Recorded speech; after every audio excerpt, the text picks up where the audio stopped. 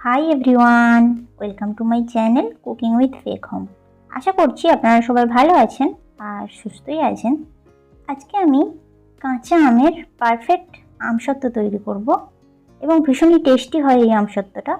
তো চলুন দেখে নিন কীভাবে বানাবো। প্রথমে এখানে 5 পিস কাঁচা আম নিয়ে নিয়েছি। আমগুলো ভালো করে জলে ধুয়ে নিয়েছি।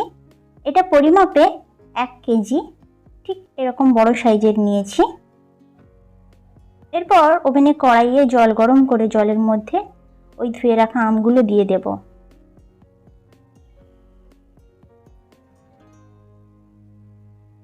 এভাবে করে আমগুলো দিয়ে আমি প্রায় 15 মিনিট ধরে মাঝারি আঁচে সেদ্ধ করে নেব। খুব ভালো করে সেদ্ধ করে নিতে হবে আমটা। পারলে মাঝে আপনারা একটু উল্টে পাল্টেও দিতে পারেন। দেখুন আমগুলো সেদ্ধ হয়ে গেছে। এরপর নামিয়ে জল থেকে উঠিয়ে ঠান্ডা করে নেব। অন্যদিকে এখানে নিয়েছি ব্রাউন সুগার 250 গ্রাম, আর নিয়েছি এমনি সাদা চিনি 100 গ্রাম। আমটা অন্যদিকে ঠান্ডা হয়ে গেছে। ঠান্ডা হয়ে যাওয়ার পর আমি আমটার এভাবে খোসা ছাড়িয়ে নিচ্ছি। খোসা ছাড়িয়ে আমের এখানে পাল্পটা বার করে নিতে হবে। আর চিনিটা আমি এখানে কালারের জন্য, অর্থাৎ রঙটা পুরো আমসত্ত্বর মতো করার জন্য ব্রাউন সুগারটা নিয়েছি, আমার কাছে ছিল। আপনারা চাইলে এমনি সাধারণ চিনিও নিতে পারেন, খুব একটা পার্থক্য যে হয় তা নয়। এরপর দেখুন আমের এই খোসার মধ্যে যে পাল্পগুলো রয়েছে এগুলো একটা চামচ দিয়ে এইভাবে ছুলে নিচ্ছি। সবগুলো আমের এইভাবে খোসা ছাড়িয়ে নিতে হবে এবং খোসার মধ্যে থাকা যে পাল্পগুলো থাকবে সেগুলো এভাবে করে নিয়ে নিতে হবে। আমি চামচের সাহায্যে এভাবে ছুলে ছুলে নিয়ে নিচ্ছি, তাতে করে সুবিধা হবে।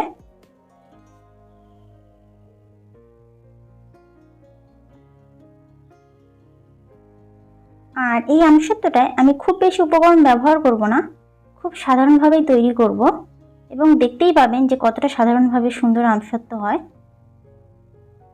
এভাবে করে সব আমগুলো খোসা ছাড়িয়ে এরপর আমের আটিগুলো এভাবে চটকে নিতে হবে। দেখুন ঠিক এভাবে আটিগুলো ভালো করে সবগুলো চটকে নিতে হবে। নিয়ে এভাবে হাত দিয়ে একটু ম্যাশড করে নিতে হবে যাতে করে মিহি পেস্ট হয়। দেখুন ঠিক এরকম হবে। আপনারা চাইলে স্টেনারের মধ্যে নিয়েও করতে পারেন। এরপর ওভেনে কড়াই বসিয়ে দিচ্ছি সর্ষের তেল 1/4 চা চামচ। ওই তেলের মধ্যে ওই পাল্পটা দিয়ে দেব।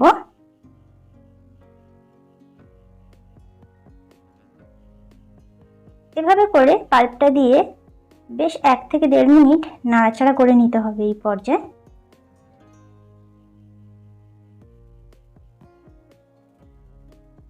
এরপর দিচ্ছি স্বাদ অনুসারে লবণ।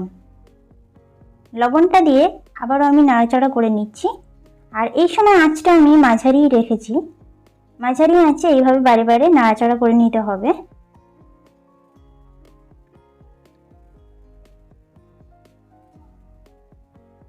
আরও 2-3 মিনিট নাড়াচাড়া করে নেওয়ার পর দিচ্ছি হলুদ গুঁড়ো 1/4 চা চামচ। হলুদ গুঁড়োটা দিয়ে আবারও আমি নাড়িয়ে চাড়িয়ে নিচ্ছি।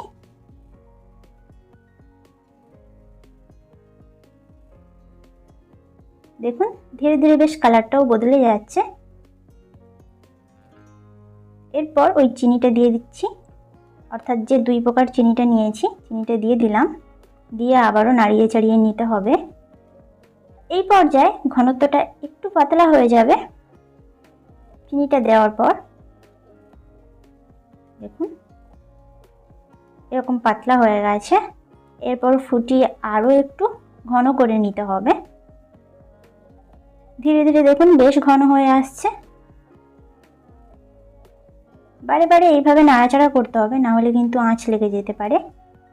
দেখুন ঠিক এরকম হয়েছে, ঘনত্বটা প্রায় তৈরি হয়ে এসছে। এভাবে তৈরি। এরপর গ্যাস ওভেন অফ করে দেব। স্টিলের একটা থালা নিয়েছি, থালার মধ্যে সর্ষের তেল একটু ব্রাশ করে নিচ্ছি।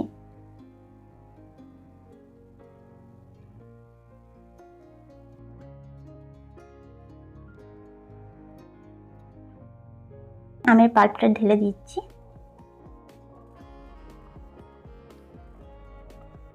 দিয়ে এভাবে খুন্তির সাহায্যে নাড়িয়ে চাড়িয়ে ওই থালার চারিদিকে ছড়িয়ে দিতে হবে এবং এভাবে একটু সমান করে দিতে হবে।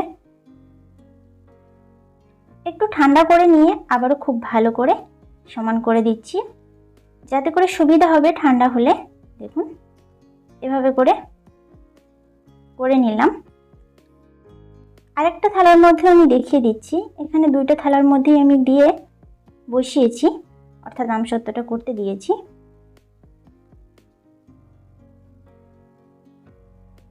একইভাবে একটু ঠান্ডা হয়ে গেলেই চারিদিকে ছড়িয়ে দিতে হবে এবং দিয়ে সমান করতে হবে, সেট করে দিতে হবে। আর এভাবে দিয়ে আমি প্রায় 2 দিন ধরে, এখনকার যে কড়া রোদ, এই রোদের মধ্যে আমি শুকনো করে নেব।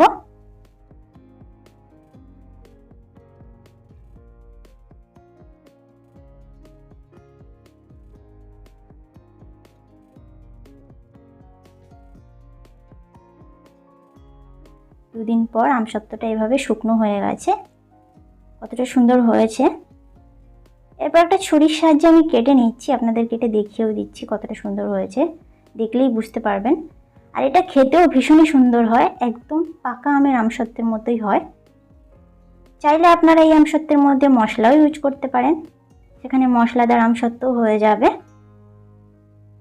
অর্থাৎ সামান্য জিরে গুঁড়ো বা লঙ্কা গুঁড়ো এগুলোও দিতে পারেন।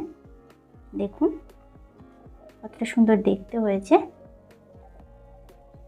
এই আমসত্ত্বটা আপনারা প্রায় 8-9 মাস কৌটোর মধ্যে সংরক্ষণ করতে পারেন বা জারের মধ্যে। আমি ছোট ছোট টুকরো করেও দেখিয়ে দিচ্ছি কেমন হয়েছে। দেখুন এভাবে রোল করে নিয়েছি। আর এই কাঁচা আমের আমসত্ত্বের রেসিপিটা যদি ভালো লেগে থাকে তাহলে তো আপনারা অবশ্যই বাড়িতে বানাবেন আর আমাকে কমেন্ট করে জানাবেন যে কেমন হয়েছে। আর চ্যানেলটিকে লাইক, কমেন্ট, শেয়ার ও সাবস্ক্রাইব করে চ্যানেলের পাশে থাকবেন।